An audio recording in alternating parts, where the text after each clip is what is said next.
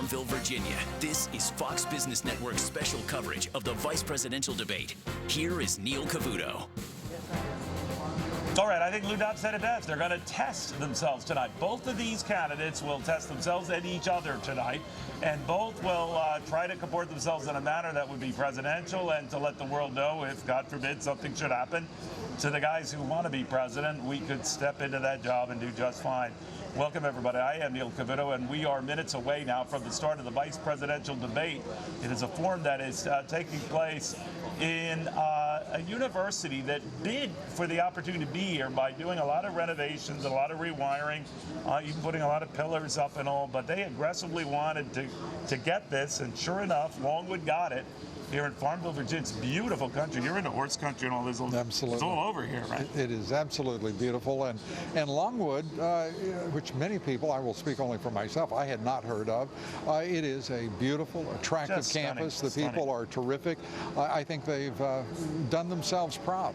Yeah, it is interesting how a little school like this just put itself on the map and said, we can bid for that. What do we have to do for it? I said, we have to wire this. Then okay.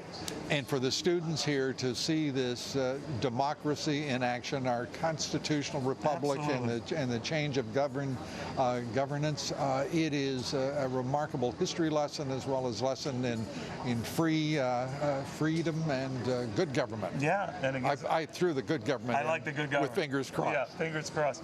Colin McShane, you're watching all of this ahead of time, and you're going to be keeping track of Donald Trump's tweets, because he's going to be tweeting throughout this event, right? Yes, he will. Live tweets. We'll have that report after it's all over, Neil. You know, it's interesting here from the spin room and just speaking to people before the debate begins. Both sides seem to agree that if there is more pressure, as we're only a moment away from this debate on one candidate than the other, that candidate would have to be Governor Mike Pence. I mean, we've been hearing it from the Hillary Clinton surrogates throughout the day today, Neil, that they think that Pence really has to change the narrative that has taken shape of this campaign over the last week since the first presidential debate, and they think the pressure is squarely on his shoulders to do that.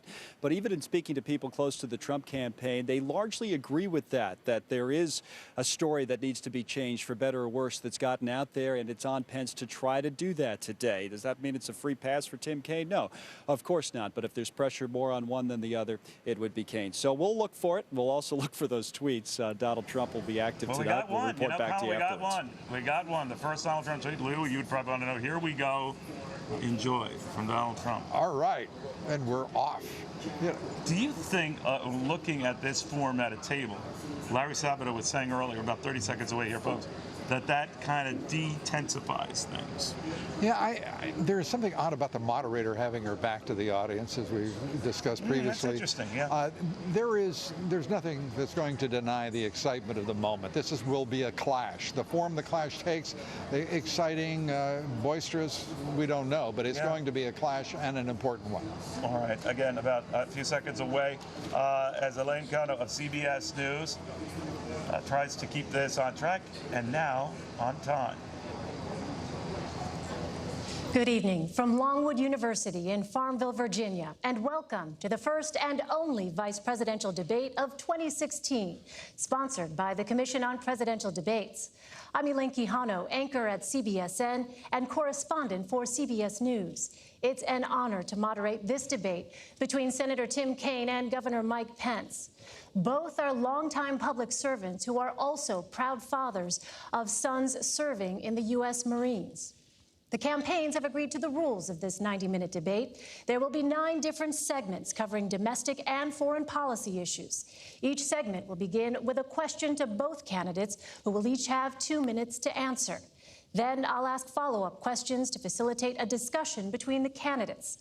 By coin toss, it's been determined that Senator Kaine will be first to answer the opening question. We have an enthusiastic audience tonight. They've agreed to only express that enthusiasm once at the end of the debate, and right now, as we welcome Governor Mike Pence and Senator Tim Kaine.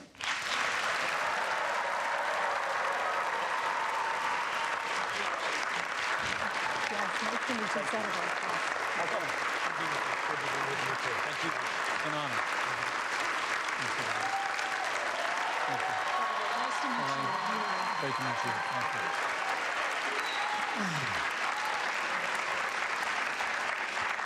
you. Gentlemen, welcome. It truly is a privilege to be with both of you tonight.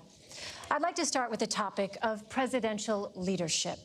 28 years ago, tomorrow night, Lloyd Bentsen said the vice presidential debate was not about the qualifications for the vice presidency, but about how, if tragedy should occur, the vice president has to step in without any margin for error, without time for preparation, to take over the responsibility for the biggest job in the world. What about your qualities, your skills, and your temperament equip you to step into that role at a moment's notice? Senator Kaine. Elaine, thank you for being here tonight. And Governor Pence, welcome. It is so great to be back at Longwood University in Farmville, Virginia. This is a very special place.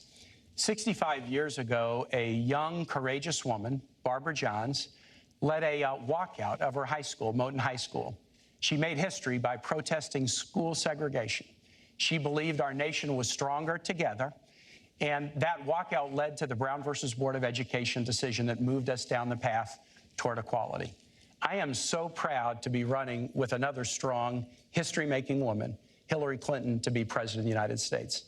I'm proud because her vision of stronger together, building an economy that works for all, not just those at the top, being safe in the world, not only with a strong military, but also strong alliances to battle terrorism and climate change, and also to build a community of respect, just like Barbara Johns tried to do 65 years ago. That's why I'm so proud to be her running mate.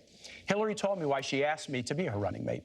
She said, the test of a Clinton administration will not be the signing of a bill or the passage of a bill. It'll be whether we can make somebody's life better, whether we can make a classroom better learning environment for school kids or teachers, whether we can make us safer. It's going to be about results. And she said to me, you've been a missionary and a civil rights lawyer, you've been a city councilman and mayor, you've been a lieutenant governor and now a U.S. senator. I think you will help me figure out how to govern this nation so that we always keep in mind that the success of the administration is the difference we make in people's lives. And that's what I bring to the ticket, that experience, having served at all levels of government. But my primary role is to be Hillary Clinton's right-hand person and strong supporter as she puts together the most historic administration possible. And I relish that role. I'm so proud of her. I'll just say this. We trust Hillary Clinton, my wife and I, and we trust her with the most important thing in our life. We have a son deployed overseas in the Marine Corps right now. We trust Hillary Clinton as President and Commander-in-Chief, but the thought of Donald Trump as Commander-in-Chief scares us to death. Governor Pence. Well, first off, thank you, Elaine, and thank you to Norwood University for their wonderful hospitality. The Commission on Presidential Debates is deeply humbling for me to be here, to be surrounded by my wonderful family. And Senator Kaine, it's an honor to be here with you as well. And I also want to say thanks to everyone that's looking in tonight, who understands what an enormously important time this is in the life of our nation. For the last 7.5 years, we've seen America's place in the world weakened.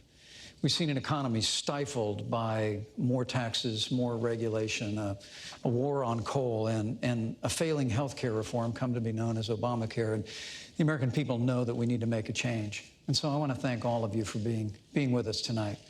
I also want to thank Donald Trump for making that call and inviting us to be a part of this ticket. I have to tell you, I'm a small-town boy from a place not too different from Farmville. I grew up with a cornfield in my backyard. My grandfather had immigrated to this country when he was about my son's age. My mom and dad built everything that matters in a small town in southern Indiana. They built a family and a good name and a business, and they raised a family. And I dreamed someday of representing my hometown in Washington, D.C., but honestly, Elaine, I never imagined I'd have the opportunity to be governor of the state that I love, let alone be sitting at a table like this in this kind of a position. So to answer your question, I would say I would hope that if the responsibility ever fell to me in this role, that I would meet it with the way that I'm going to meet the responsibility should I be elected Vice President of the United States. And that's to bring a lifetime of experience. A lifetime growing up in a small town, a lifetime where I've served in the Congress of the United States, where I've led a state that works in the great state of Indiana, and whatever other responsibilities might follow from this. I would hope, and frankly, I would pray to be able to meet that moment with that lifetime of experience. Senator Kaine, on the campaign trail, you praise Secretary Clinton's character, including her commitment to public service. Yet 60% of voters don't think she's trustworthy. Why do so many people distrust her? Is it because they have questions about her emails and the Clinton Foundation? Elaine, let me tell you why I trust Hillary Clinton. Here's what people should look at as they look at a public servant. Do they have a passion in their life that showed up before they were in public life, and have they held on to that passion throughout their life, regardless of whether they were in office or not, succeeding or failing? Hillary Clinton has that passion. From a time as a kid in a Methodist youth group in the suburbs of Chicago, she has been focused on serving others with a special focus on empowering families and kids. As a civil rights lawyer in the South with the Children's Defense Fund, First Lady of Arkansas and this country's Senator, Secretary of State, it's always been about putting others first. And that's a sharp contrast with Donald Trump. Donald Trump always puts himself first. He built a business career, in the words of one of his own campaign staffers, off the backs of the little guy. And as a candidate, he started his campaign with a speech where he called Mexicans rapists and criminals, and he has pursued the discredited and really outrageous lie that President Obama wasn't born in the United States. It is so painful to suggest that we go back to think about these days where an African American could not be a citizen of the United States. And I can't imagine how Governor Pence can defend the insult-driven, selfish me-first style of Donald Trump. Governor Pence, let me ask you, you have said Donald Trump is, quote, thoughtful, compassionate, and steady. Yet 67% of voters feel he is a risky choice, and 65% feel he does not have the right kind of temperament to be president. Why do so many Americans think Mr. Trump is simply too erratic? Well, let me say first and foremost that Senator, you and Hillary Clinton would know a lot about an insult-driven campaign. It really is remarkable. At a time when literally, in the wake of Hillary Clinton's tenure as Secretary of State, where she was the architect of the Obama administration's foreign policy, we see entire portions of the world, particularly the wider Middle East, literally spinning out of control. I mean, the situation we're watching hour by hour in Syria today is a result of the failed foreign policy and the weak foreign policy that Hillary Clinton helped lead in this administration and create.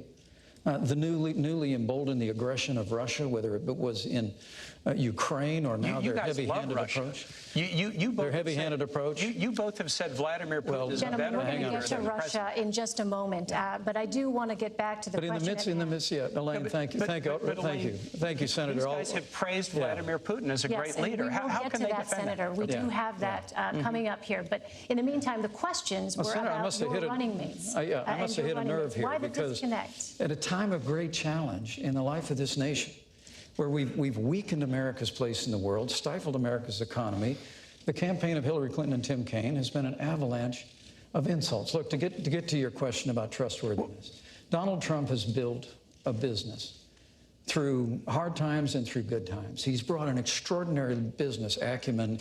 He's employed tens of thousands of people in this country. And paid a few taxes and lost $1 billion a year. But why the disconnect with your running mates? But there's a reason why people question the trustworthiness of Hillary Clinton, and that's because they're paying attention. I mean, the reality is when she was Secretary of State, Senator, come on.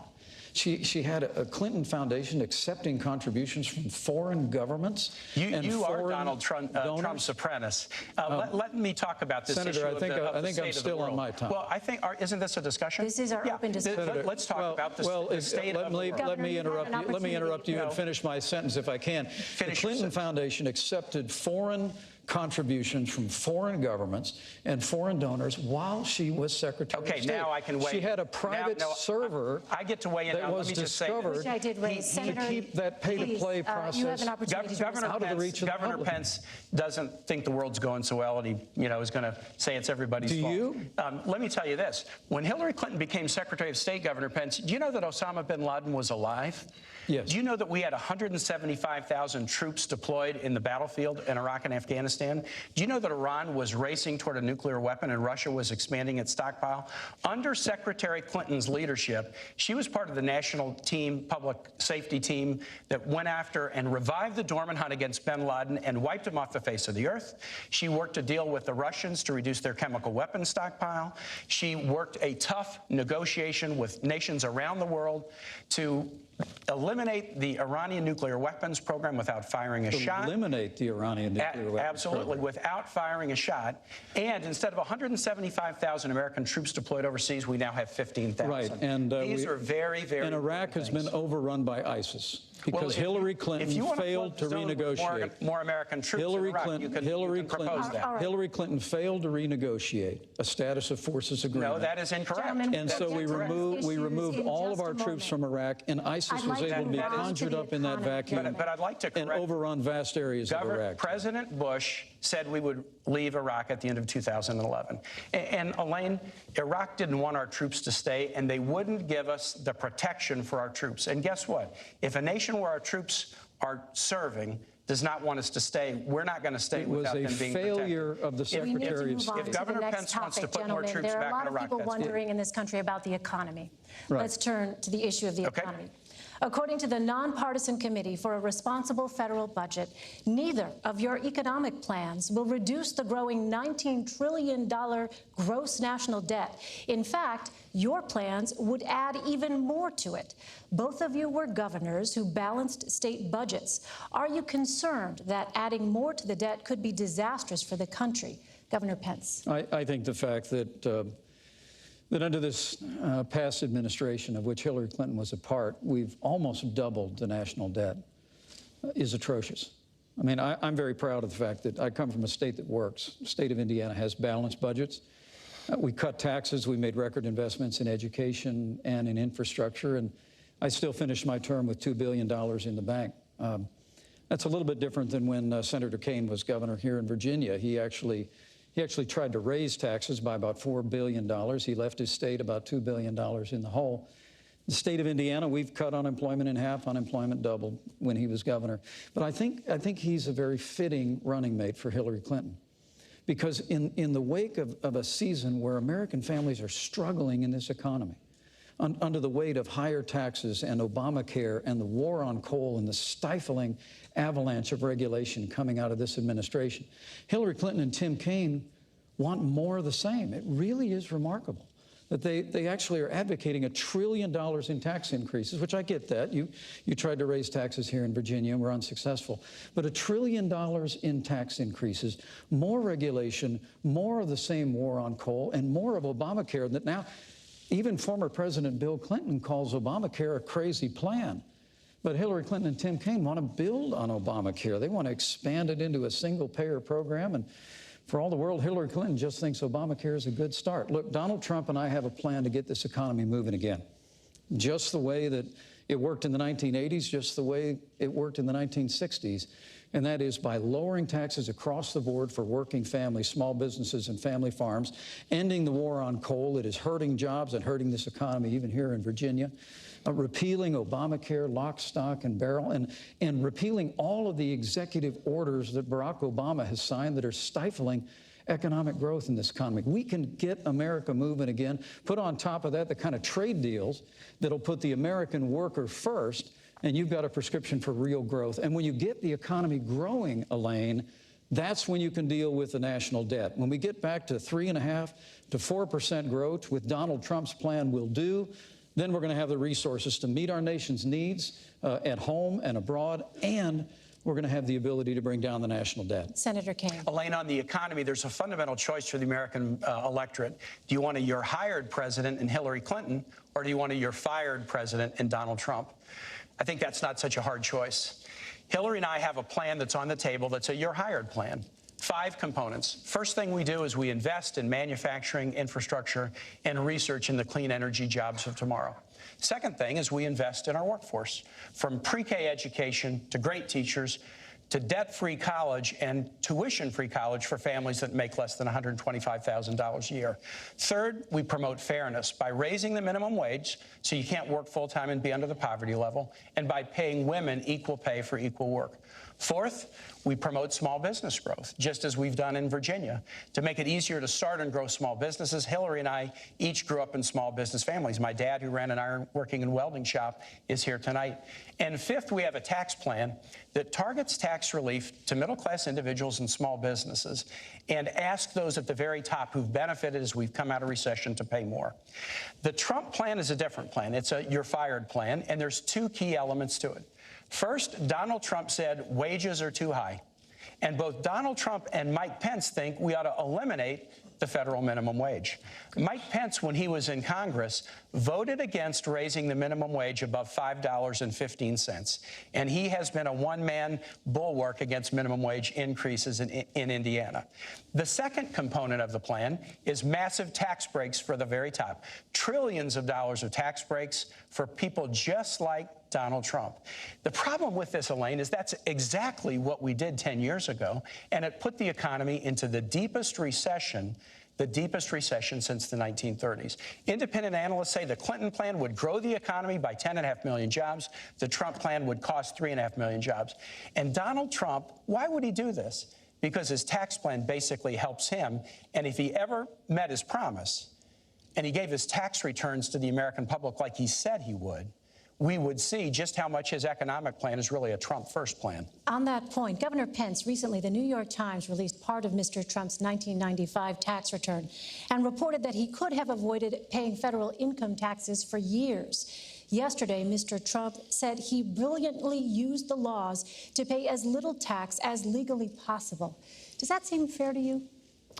Well, first, let me say I appreciated the "you're hired, you're fired" thing, Senator. You used that a whole lot, and I think your running mate used a lot of pre-done lines. Look, what you all just heard out there is more taxes, $2 trillion in more spending, more deficits, more debt, more government. And if you think that's all working, then you look at the other side of the table.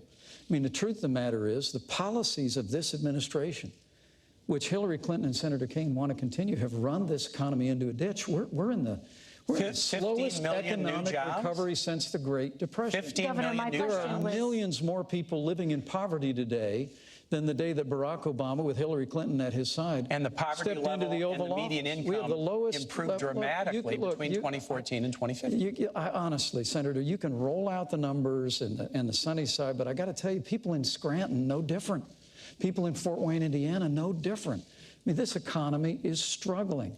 And the answer to this economy is not more taxes. But it's not to give away tax relief to the folks at the top. And so I am interested to hearing whether he'll defend his running mates not releasing taxes and not paying taxes. Absolutely, I will. Governor, with all due respect, the question was about whether it seems fair to you that Mr. Trump said he brilliantly used the laws to pay as little tax as legally possible. Well, this is probably the difference between Donald Trump and Hillary Clinton and Senator Kaine.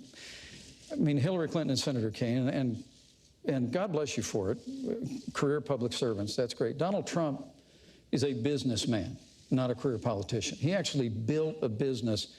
Those tax returns that came out publicly this week showed that he faced some pretty tough times 20 years ago. But like virtually every other business, including the New York Times not too long ago, he used what's called net operating loss. We have a tax code, Senator, that actually is designed to encourage entrepreneurship. But why won't he release his tax return? Well, we're answering the question about the business thing.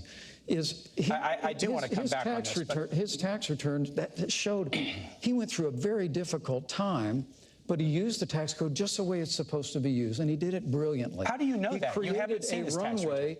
Because he's created a business that's worth billions of dollars today. How do you know that? And with regard to paying taxes, this whole riff about not paying taxes and people saying he didn't pay taxes for years, Donald Trump has created tens of thousands of jobs, and he's paid payroll taxes, sales taxes, Senator, I'm going to give you about 30 seconds to respond, and I have a question on Social Security. Hillary Clinton is going to raise taxes, and Donald Trump and I are going to cut them. Donald Trump started this campaign in 2014. He said, if I run for president, I will absolutely release my taxes. He's broken his first promise. Second, he stood on the stage last week, and when Hillary said you haven't been paying taxes, he said, that makes me smart.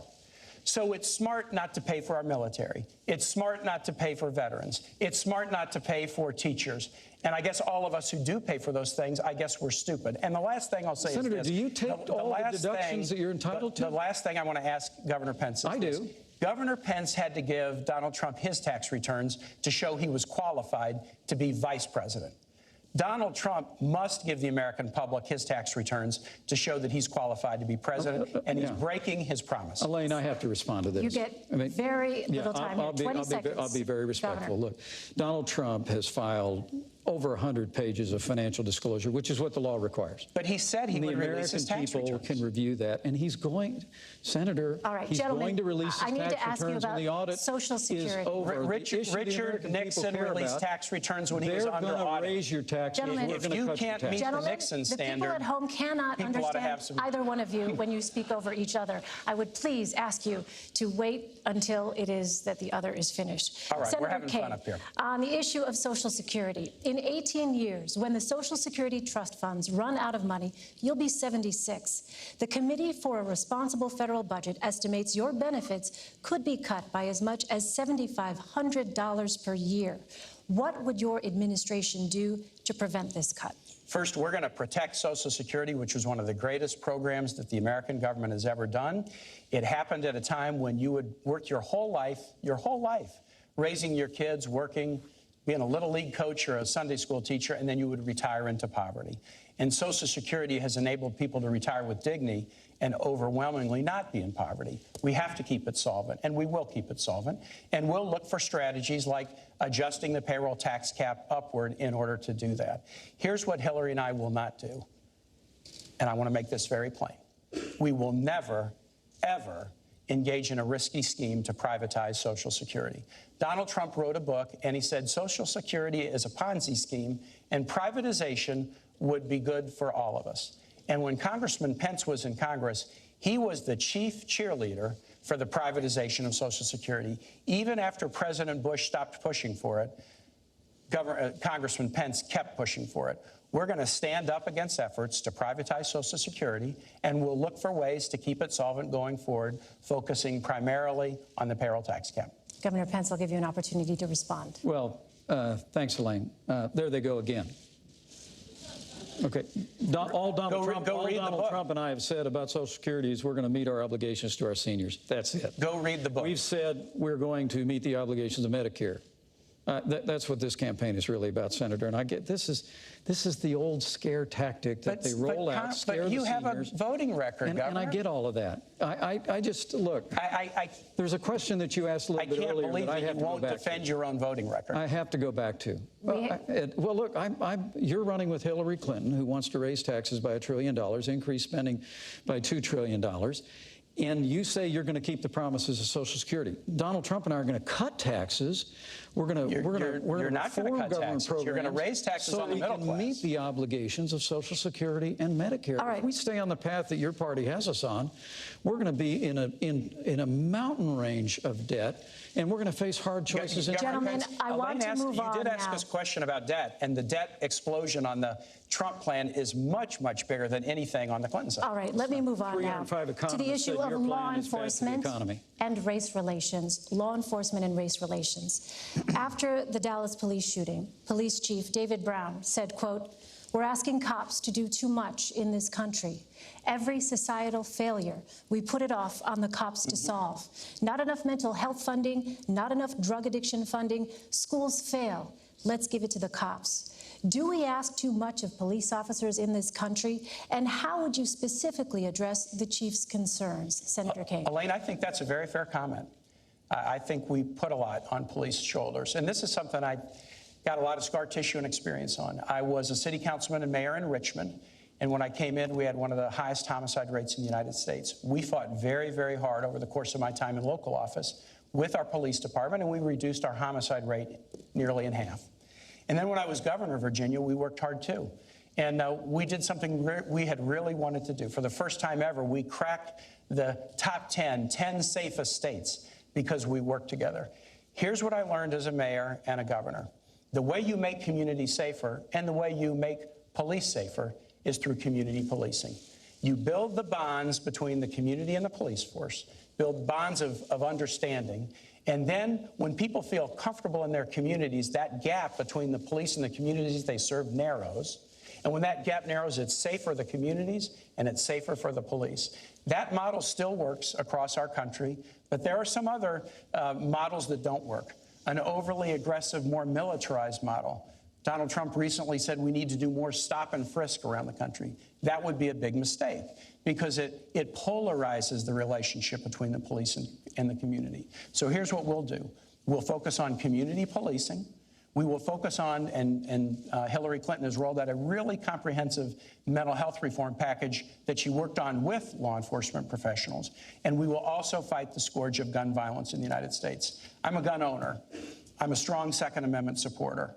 But I got a lot of scar tissue because when I was governor of Virginia, there was a horrible shooting at Virginia Tech. And we learned that through that painful situation, that gaps in the background record check system should have been closed, and it could have prevented that crime. And so we're going to work to do things like close background record checks. And if we do, we won't have the tragedies that we did. One of those killed at Virginia Tech was a guy named Liviu Librescu. He was a 70-plus-year-old Romanian Holocaust survivor. He'd survived the Holocaust. Then he survived the Soviet Union takeover of his country. But then he was a visiting professor at Virginia Tech, and he couldn't survive the scourge of gun violence. We can support the Second Amendment and do things like background record checks and make us safer, and that'll make police safer, too. Governor Pence. You know, my uncle was a cop, a career cop, on the beat in downtown Chicago. He was my hero when I was growing up. When we go up to visit my dad's family in Chicago, my three brothers and I would marvel at my uncle when he would come out in his uniform, sidearm at his side. Police officers are the best of us. I mean, men and women, white, African American, Asian, Latino, Hispanic, they put their lives on the line every single day. And let me say, at the risk of agreeing with you, community policing is a great idea. Mm-hmm. It's worked in the Hoosier State, and we fully support that. Donald Trump and I are going to make sure that law enforcement have the resources and the tools to be able to really restore law and order to the cities and communities of this nation. It's probably why the 330,000 members of the Fraternal Order Police endorsed Donald Trump as the next president of the United States of America, because they see his commitment to them. They see his commitment to law and order. But they also hear the bad-mouthing that comes from people that seize upon tragedy in the wake of police action shootings as a reason to use a broad brush to accuse law enforcement of implicit bias or institutional racism. And that really has got to stop. I mean, when an African-American police officer in Charlotte named Brentley Vinson, an all-star football player who went to Liberty University here in the state, came home, followed his dad into law enforcement, joined the force in Charlotte in 2014, was involved in a police action shooting that claimed the life of Keith Lamont Scott. It was a tragedy. I mean, we mourn with those who mourn. We grieve with those who grieve. We're saddened at the loss of life. But Hillary Clinton actually referred to that moment as an example of implicit bias in the police force, where she used, when she was asked in the debate a week ago whether there was implicit bias in law enforcement, her only answer was that there's implicit bias in everyone in the United States. I just think what we ought to do is we ought to stop seizing on these moments of tragedy. We ought to assure the public that we'll have a full and complete and transparent investigation whenever there's a loss of life because of police action. But Senator, please, enough of this seeking every opportunity to demean law enforcement broadly by making Elaine, the accusation of implicit bias every time tragedy occurs. Elaine, people shouldn't be afraid to bring up issues of bias in law enforcement. And if you're afraid to have if you're afraid to have the discussion, you'll never solve it. And so here's an example, heartbreaking. We would agree this is a heartbreaking example. The guy Philando Castile, who was killed in St. Paul. He was a worker, a valued worker in a local school. And he was killed for no apparent reason in an incident that will be discussed and will be investigated. But when folks went and explored this situation, what they found is that Philando Castile, who was they called him Mr. Rogers with dreadlocks in the school that he worked. The kids loved him. That he had been stopped by police 40 or 50 times before that fatal incident. And if you look at sentencing in this country, African Americans and Latinos get sentenced for the same crimes at very different rates. We need criminal justice reform. Indiana has passed criminal justice But I just want to say, those who say we should not be able to bring up and talk about bias in the system will never solve the problem. When an African-American police officer is involved in a police action shooting involving an African-American, why would Hillary Clinton accuse that African-American police officer of implicit I guess I can't believe you are defending the position that there is no bias and it's a topic. Governor Pence, I have a question on that point. I did not make that statement. Your fellow Republican, Governor Pence, Senator Tim Scott, who is African-American, recently spoke on the Senate floor. He said he was stopped 7 times by law enforcement in 1 year. A U.S. He Senator. said, I have felt the anger, the frustration, the sadness, and the humiliation that comes with feeling like you're being targeted for nothing more than being just yourself. What would you say to Senator Scott about his experiences? Well, I have the deepest respect for Senator Scott, and he's a close friend. And what I would say is that we need to adopt criminal justice reform nationally. I signed criminal justice reform in the state of Indiana, Senator, and we're very proud of it.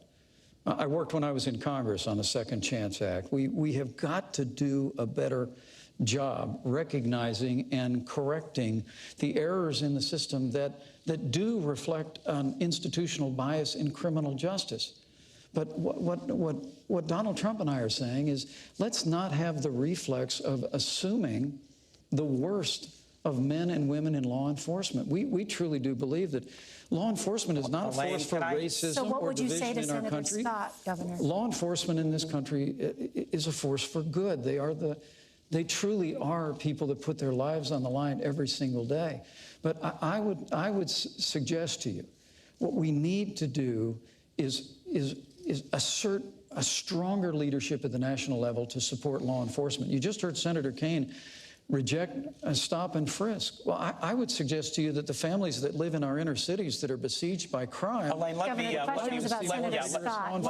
would you tell Senator Scott? If I could jump, but I've heard Senator Scott make that eloquent plea. And look, criminal justice is about respecting the law and being respected by the law. So there is a fundamental respect issue here. And I just want to talk about the tone that's set from the top. Donald Trump during this campaign has called Mexicans rapists and criminals. He's called women slobs, pigs, dogs, disgusting. I don't like saying that in front of my wife and my mother. He attacked an Indiana-born federal judge and said he was unqualified to hear a federal lawsuit because his parents were Mexican. He went after John McCain, a POW, and said he wasn't a hero because he'd been captured. He said African Americans are living in hell, and he perpetrated this outrageous and bigoted lie that President Obama is not a U.S. citizen. If you want to have a society where people are respected and respect laws, you can't have somebody at the top who demeans every group that he talks about. And I cannot believe that Governor Pence will defend the insult-driven campaign that Donald Trump has run. All right, I want to turn to our next segment now, immigration. Your running mates have both said that undocumented immigrants who have committed violent crimes should be deported. What would you tell the millions of undocumented immigrants who have not committed violent crimes? Governor Pence. Well, Donald Trump's laid out a plan to end illegal immigration once and for all in this country. We've been talking it to death for 20 years. Hillary Clinton and Tim Kaine want to continue the policies of open borders, amnesty, catch and release, sanctuary cities, all the things that are driving wages down in this country, Senator. And also, too often, with criminal aliens in the country, it's bringing heartbreak. But Donald Trump has a plan that he laid out in Arizona that will deal systematically with illegal immigration, beginning with border security, internal enforcement. It's probably why, for the first time in the history of Immigrations and Customs Enforcement, their union actually endorsed Donald Trump as the next president of the United States, because they know they need help to enforce the laws of this country. And Donald Trump has laid out a priority to remove criminal aliens, remove people that have overstayed their visas. And once we have accomplished all of that, which will strengthen our economy, strengthen the rule of law in the country, and make our communities safer once the criminal aliens are out, then we'll deal with those that remain. But I have to tell you, I was listening to the avalanche of insults coming out of Senator Kaine a minute ago. These were Donald. He says, hold on a second. It's my time, Senator. It is, in fact, the right. I governor's time. apologize. This is your 2 minutes. Thanks, I forgive you. He says ours is an insult-driven campaign.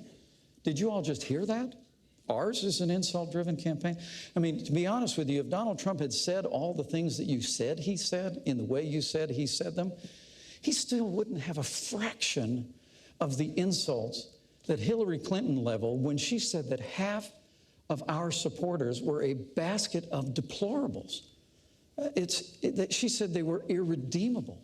They were not America. I mean, it's extraordinary. And then she laid one after another ism on millions of Americans who believe that we can have a stronger America at home and abroad, who believe we can get this economy moving again, who believe that we can end illegal immigration once and for all. So, Senator, this insult-driven campaign, I mean, that's small potatoes compared to Hillary Clinton calling half of Donald Trump's supporters a basket of deplorables. Hillary Clinton said something on the campaign trail, and the very next day she said, you know what, I shouldn't have said that. She said she shouldn't have said half. Governor, this is Senator Kaine's 2 minutes, please. Yeah, that's right. So now we're even. Yeah.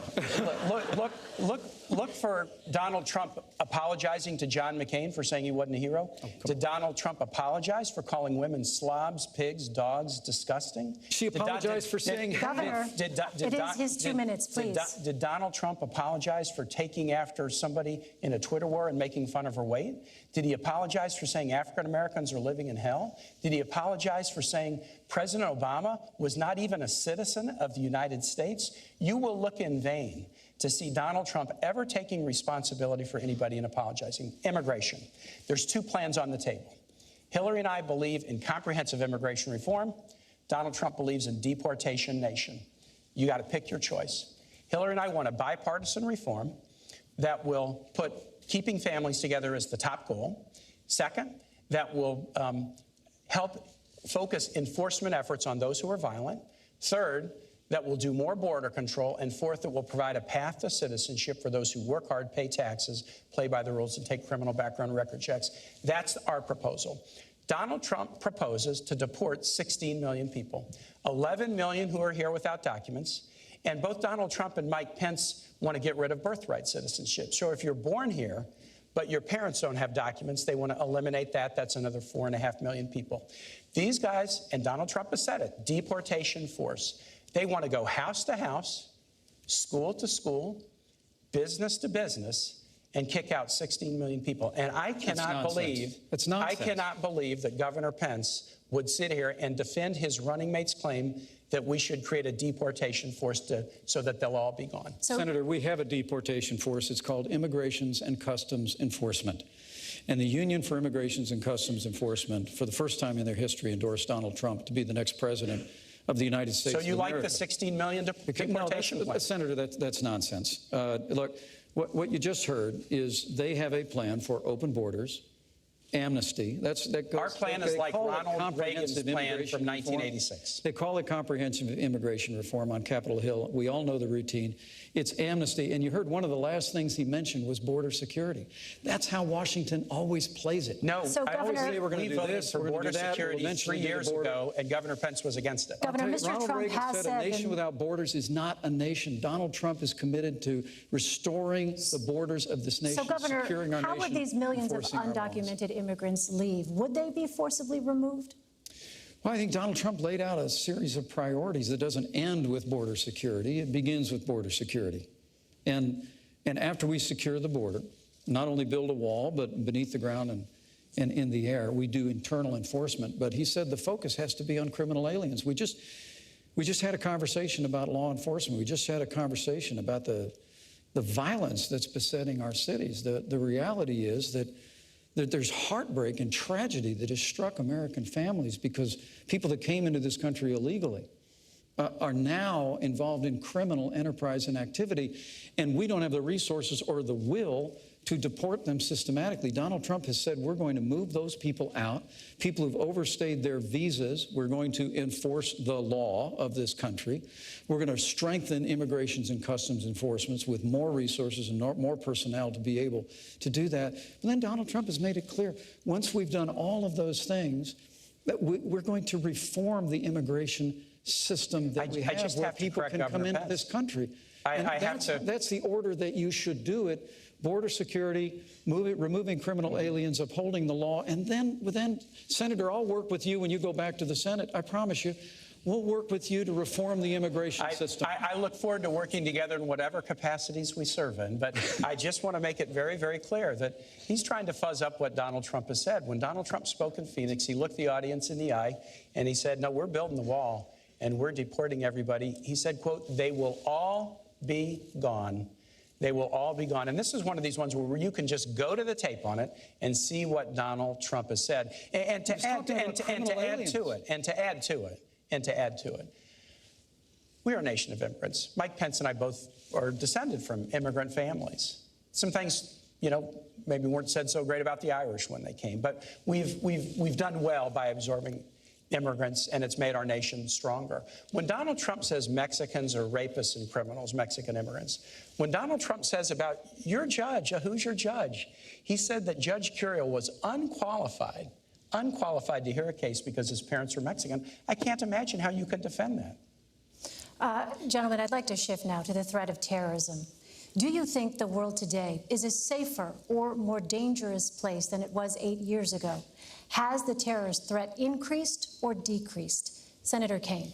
The terrorist threat has decreased in some ways because bin Laden is dead. The terrorist threat has decreased in some ways because an Iranian nuclear weapons program has been stopped. The terrorist threat to United States troops has been decreased in some ways because there's not 175,000 in a dangerous part of the world. There's only 15,000, but there are other parts of the world that are challenging. Let me tell you this. To beat terrorism, there's only one candidate who can do it, and it's Hillary Clinton. Remember, Hillary Clinton was the senator from New York on 9/11. She was there at the World Trade Center when they were still searching for victims and survivors. That seared onto her the need to beat terrorism. And she's got a plan to do it. She was part of the national security team that wiped out bin Laden. Here's her plan to defeat ISIL. First, we got to keep taking out their leaders on the battlefield. She was part of the team that got bin Laden, and she'll lead the team that will get Abu Bakr al-Baghdadi, the head of ISIS. Second, we got to disrupt financing networks. Third, disrupt their ability to recruit on the internet in their safe havens. But fourth, we also have to work with allies to share and surge intelligence. That's the Hillary Clinton plan. She's got the experience to do it. Donald Trump. Donald Trump can't start a Twitter war with Miss Universe without shooting himself in the foot. Donald Trump doesn't have a plan. He said, I have a secret plan. And then he said, I know more than all the generals about ISIL. And then he said, I'm going to call the generals to help me figure out a plan. And finally, he said, I'm going to fire all the generals. He doesn't have a plan. But he does have dangerous ideas. Here's four. He trash talks the military. The military is a disaster. John McCain's no hero. The generals need all to be fired, and I know more than them. He wants to tear up alliances. NATO is obsolete and will only work together with Israel if they pay big league. Third, he loves dictators. He's got kind of a personal Mount Rushmore. Vladimir Putin, Kim Jong-un, Muammar Gaddafi, and Saddam Hussein. And last and most dangerously, Donald Trump believes that the world will be safer if more nations have nuclear weapons. He said Saudi Arabia should get them, Japan should get them, Korea should get them. And when he was confronted with this and told, wait a minute, terrorists could get those. Proliferation could lead to nuclear war. Here's what Donald Trump said, and I quote, go ahead, folks, enjoy yourselves. I'd love to hear Governor Pence tell me what's so enjoyable or comical about nuclear war. Governor Pence. Did you work on that one a long time? Because that had a lot of really creative lines in it. Well, I'm going to see if you can defend any of it. Look, I can defend. I can make it very clear to the American people. After traveling millions of miles as our Secretary of State, after being the architect of the foreign policy of this administration, America is less safe today than it was the day that Barack Obama became President of the United States. It's absolutely inarguable. We've weakened America's place in the world. It's been a combination of factors, but mostly it's been a lack of leadership. I mean, I will give you, and I was in Washington, D.C. on 9/11. I saw the clouds of smoke rise from the Pentagon. I was in Virginia, where the Pentagon's located. I know you were. Mm-hmm. We all lived through that day as a nation. It was heartbreaking. And I want to give this president credit for bringing Osama bin Laden to justice. But the truth is, Osama bin Laden led al-Qaeda. Our primary threat today is ISIS. And because Hillary Clinton failed to renegotiate a status of forces agreement that would have allowed some American combat troops to remain in Iraq and secure the hard-fought gains the American soldier had won by 2009, ISIS was able to be literally conjured up out of the desert, and it's overrun vast areas that the American soldier had won in Operation Iraqi Freedom. My heart breaks for the likes of Lance Corporal Scott Zubowski. He fell in Fallujah in 2005.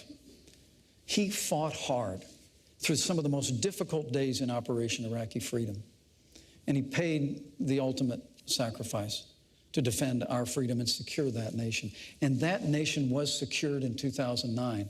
But because Hillary Clinton and Barack Obama failed to provide a status of forces agreement and leave sufficient troops in there, we are back at war. The president just ordered more troops on the ground. We are back at war in Iraq. And Scott Zubowski, whose mom would always come to Memorial Day events in Newcastle, Indiana to see me, and I'd always give her a hug and tell her we're never going to forget our son, and we never will. Scott Zubowski and the sacrifices the American soldier made were squandered in Iraq because this administration created a vacuum in which ISIS was able to grow.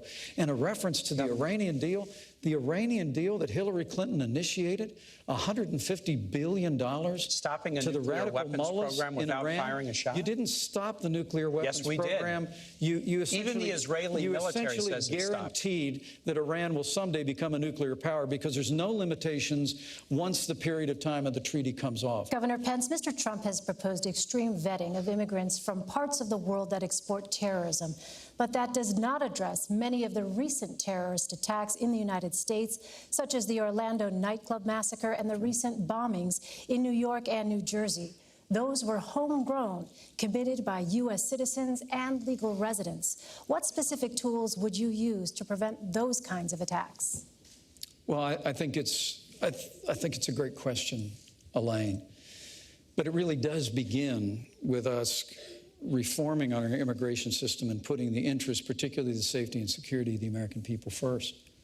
I mean, Donald Trump has called for extreme vetting for people coming in to this country so that we don't bring people into the United States who are hostile to our Bill of Rights freedoms, who are hostile to the American way of life. But also, Donald Trump and I are committed to suspending the Syrian refugee program and programs and immigration from areas of the world that have been compromised by terrorism. Hillary Clinton and Tim Kaine want to increase the Syrian refugee program by 500. Elaine, I want to tell you about our plan. Homegrown. Yeah. And so, but first, let's make sure we're putting the safety and security of the American people first instead of Hillary Clinton expanding the Syrian or refugee instead of program. you violating the Constitution by blocking people based on their national origin rather than whether they're dangerous. That's absolutely false. That's what the Seventh Circuit decided. Here's the difference. The Seventh Circuit. We have different views on refugee issues and on immigration. Hillary and I want to do enforcement based on, are people dangerous? These guys say all Mexicans are bad. And with respect to refugees, we want to keep people out if they're dangerous. Donald Trump said keep them out if they're Muslim. Mike Pence put a program in place to keep them out if they're from Syria. And yesterday, an appellate court with 3 Republican judges struck down the Pence plan and said it was discriminatory. And those judges, we should focus upon danger, not upon discrimination. Elaine, to your point, those judges said it was because there wasn't any evidence yet that ISIS had infiltrated the United States. Well, Germany just arrested 3 Syrian refugees who were connected to ISIS. But they told you there's a right way and a wrong way to do it. But look, if you're going to be critical of me on that, that's fair game. I will tell you, after 2 Syrian refugees were involved in the attack in Paris that is called Paris's 9/11, as governor of the state of Indiana, I have no higher priority than the safety and security of the people of my state. But Governor so you Pence, bet I suspended that program. But Governor Pence, and I stand by that decision. And if I'm vice president of the United States or Donald Trump is president, we're going to put the safety and security of the American people first. Can we just be clear? Hillary and I will do immigration enforcement, and we'll vet refugees based on whether they're dangerous or not. We won't do it based on discriminating against you from the country you come from or the religion that you But practice. the problem with that is completely antithetical to the Jeffersonian values of equality. Elaine, the director of the FBI or Homeland Security said, we can't know for certain who these people are coming from Syria. We can. And when we don't let them know, we don't let them in. So the when FBI, we don't know who they are, we don't let them in. The FBI and Homeland Security said, we can't know for certain. You've got to err on the side of the safety and security of the American people, Senator. I understand by trashing all Syrians or trashing all Muslims. Senator Kaine, let me ask you this. Secretary Clinton has talked about an intelligence surge. Yes. What exactly would an intelligence surge look like, and how would that help identify terrorists with no operational connection to a foreign terrorist organization? Intelligence surge is two things, Elaine. It's two things. It's first, dramatically expanding our intelligence capacities by hiring great professionals, but also we've got some of the best intel and cyber employees in the world right here in the United States working for many of our private sector companies. So it involves increasing our own workforce, but striking great partnerships with some of our cyber and intel experts in the private sector so that we can, consistent with constitutional principles, gather more intelligence. But the second piece of this is really, really important. It also means creating stronger alliances, because you gather intelligence and then you share your intelligence back and forth with allies. And that's how you find out who may be trying to recruit, who may be trying to come from one country to the next. Alliances are critical. That's why Donald Trump's claim that he wants to, that NATO is obsolete and that we need to get rid of NATO is so dangerous. That's not his plan. Well, he said NATO is obsolete. And look, if you push aside your alliances, who are you going to share intelligence with? Hillary Clinton is the Secretary of State who knows how to build alliances. She built the sanctions regime around the world that stopped the Iranian nuclear weapons program. And that's what an intelligence surge means. Better skill and capacity, but also better alliances. All right, I'd like to turn now to the tragedy in Syria. Can I speak about the cybersecurity surge at all? You can have 30 seconds, Governor, quickly, please. First, Donald Trump just spoke about this issue this week. We have got to bring together the best resources of this country to understand that that cyber warfare is the new warfare of the asymmetrical enemies that we face in this country. And I look forward, if I'm privileged to be in this role, of working with you in the Senate to make sure that we resource that effort. We will work together in whatever roles we inhabit. We have an intelligence serve. But I will also tell you that it's important in this moment to remember that Hillary Clinton had a private server in her home that had classified information on it about drone strikes. Emails from the President of the United States of America were on there. Her private server was subject to being hacked by foreign powers. I'd like to ask you about Syria, we could put cybersecurity first if we just make sure the next Secretary of State doesn't have a private server. A full investigation concluded that not one reasonable prosecutor would take any additional step. You don't get to decide the rights and wrongs of this. We have a justice system that does that.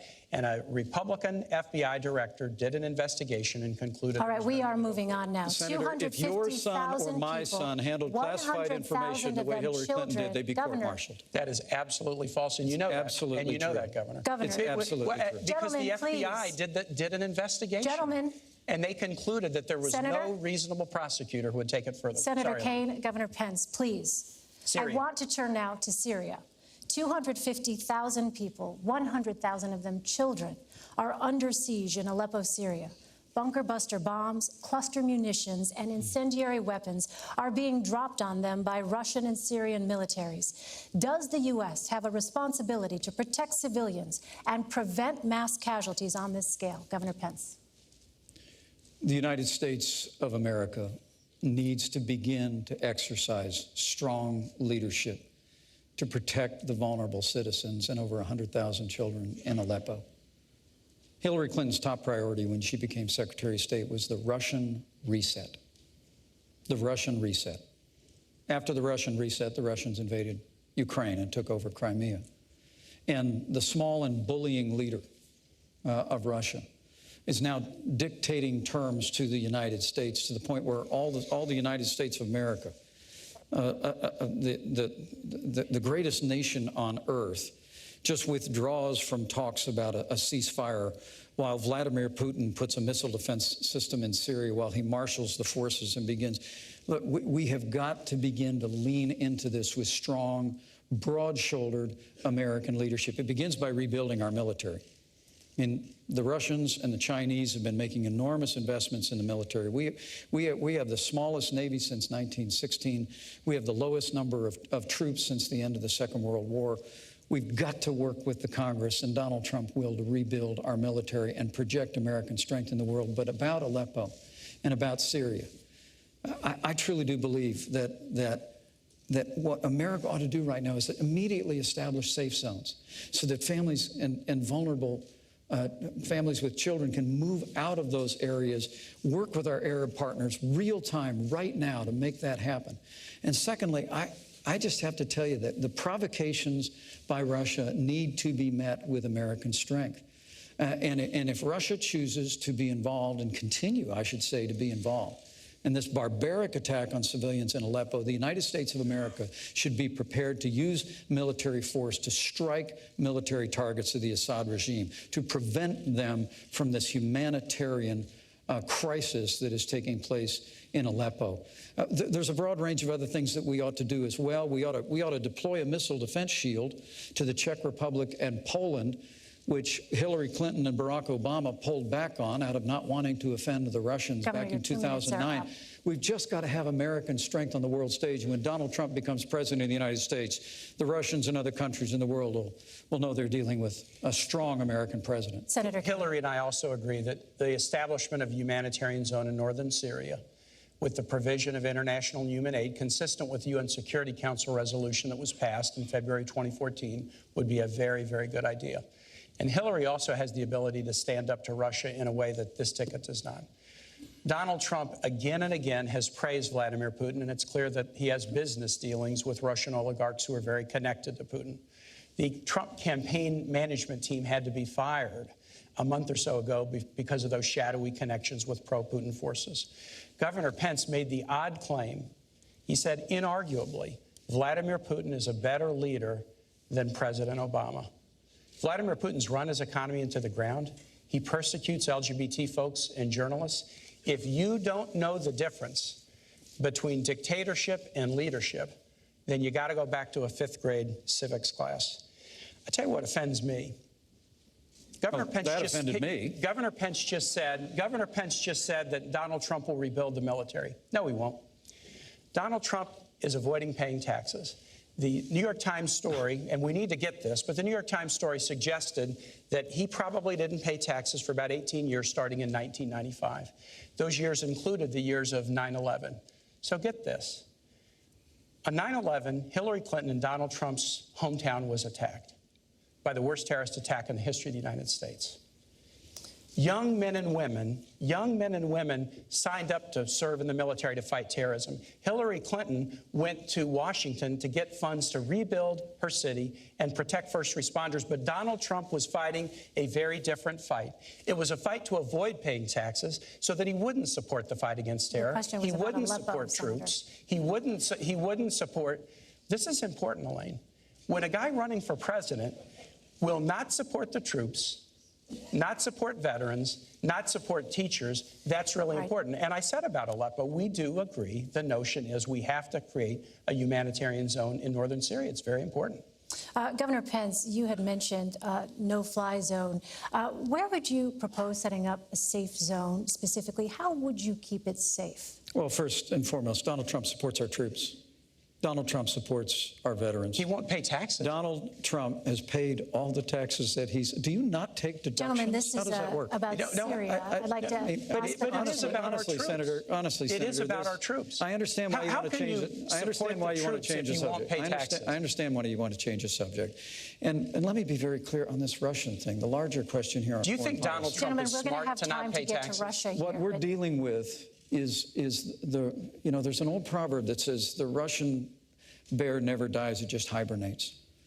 And the truth of the matter is the weak and feckless foreign policy of Hillary Clinton and Barack Obama has awakened an aggression in Russia that first appeared a few years ago with their move in Georgia, now their move into Crimea, now their move into the wider Middle East. And all the while, all we do is fold our arms and say we're not having talks anymore.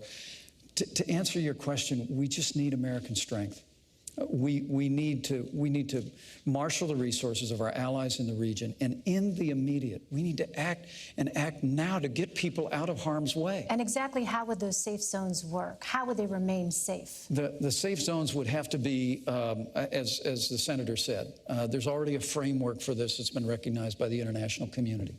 But the United States of America needs to be prepared to work with our allies in the region to create a route for safe passage, and then to protect people in those areas, including with a no-fly zone. But look, this is very tough stuff. I served on the Foreign Affairs Committee for a decade. I traveled in and out of that region for 10 years. I saw what the American soldier won in Operation Iraqi Freedom, and to see the weak and feckless leadership that Hillary Clinton was the architect of in the foreign policy of the Obama administration. Let me come back is and talk deeply about, troubling to me. That will all let me change talk the about day the Donald things Trump that Governor becomes Pence president of the doesn't United want to States. acknowledge, Elaine.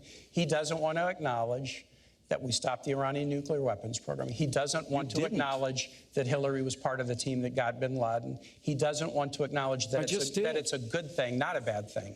That it's a good thing, not a bad thing, that we're down from 175,000 troops deployed overseas to 15,000. But let me tell you what will really make the Middle East dangerous. Donald Trump's idea that more nations should get nuclear weapons. Saudi Arabia, Japan, South Korea. Ronald Reagan said something really interesting about nuclear proliferation back in the 1980s. He said the problem with nuclear proliferation is that some fool or maniac could trigger a catastrophic event. And I think that's who Governor Pence's running mate is, exactly who President Reagan warned us about. Senator, that was even beneath you and Hillary Clinton, and that's pretty low. But do you think we should have more nuclear weapons in the world will make us safer? Senator, Ronald Reagan also said a war should never be fought because it can never be won. And the United States of America needs to make investments in modernizing our nuclear force for both deterrence Donald Trump's claim that more nations should get nuclear to our allies. But let me go back to this Iran thing. I mean, he keeps saying that that Hillary Clinton, who started the deal with the Iranians, prevented Iran from getting a nuclear weapon. That's what the Israeli head of the Joint Chiefs of Staff is saying right now. Well, that's not what Israel thinks. Gadi Eisenkot, you can go check it. You wouldn't necessarily know that. I know you boycotted Prime Minister Netanyahu's speech. No, I visited him in his office. I visited him in his office. You boycotted the speech. The point is, what this so-called Iran deal did was essentially guarantee. I mean, when I was in Congress, I fought hard on a bipartisan basis with Republican and Democrat members to move forward the toughest sanctions literally in the history of the United States against Iran. And then Hillary used them. We were bringing them to heel, but the goal was always that we would only lift the sanctions if Iran permanently renounced their nuclear ambitions. Let me just mention they have not. Elaine, let me finish a sentence. They have not renounced their nuclear ambitions, and when the deal's period runs out, there's no limitation on them obtaining weapons. That and the fact that they got $1.7 billion in a ransom payment. We need to talk about Russia very quickly, just astonishing to the American people. 6 times tonight, I have said to Governor Pence, I can't imagine how you can defend your running mate's position on one issue after the next. And in all 6 cases, he's refused to defend his running mate's. No, don't put words in my mouth. All right. But if he's going to do that, you got to give him time. And yet, he is asking everybody to vote for somebody that he cannot defend. And I just think that should be underlined. All right, gentlemen, let's talk about Russia. This is a topic that has come up. I will give you an opportunity to do that. I'll take them one at a time. More nations should get nuclear weapons. Don't try to defend that. Well, he never said that, Senator. And he has absolutely said it. Saudi Arabia, South Korea, Japan. Gentlemen, Russia. Russian President Vladimir Putin invaded Ukraine, annexed Crimea, and has provided crucial military support to the Assad regime. What steps, if any, would your administration take to counter these actions? Senator Kaine. You got to be tough on Russia. So let's start with not praising Vladimir Putin as a great leader. Donald Trump and Mike Pence have said he's a great leader. And Donald Trump has business dealings with Russia that he refuses to disclose. Hillary Clinton has gone toe-to-toe with Russia. She went toe-to-toe with Russia as Secretary of State to do the New START agreement to reduce Russia's nuclear stockpile. She's had the experience doing it. She went toe-to-toe with Russia and lodged protests when they went into Georgia. And we've done the same thing about Ukraine, but more than lodging protests, we've put punishing economic sanctions on Russia that we need to continue. Donald Trump, on the other hand, didn't know that Russia had invaded the Crimea. Oh, that's nonsense. He was on a TV show a couple months back, and he said, I'll guarantee you this, Russia's not going into the Ukraine. And he had to be reminded that they had gone into the Crimea 2 years before. Hillary Clinton has gone toe-to-toe with Russia to work out a deal on New START. She got them engaged in a meaningful way to cap Iran's nuclear weapons program, and yet she stood up to them on issues such as Syria and their invasion of Georgia. You've got to have the ability to do that, and Hillary does. On the other hand, in Donald Trump, you have somebody who praises Vladimir Putin all the time.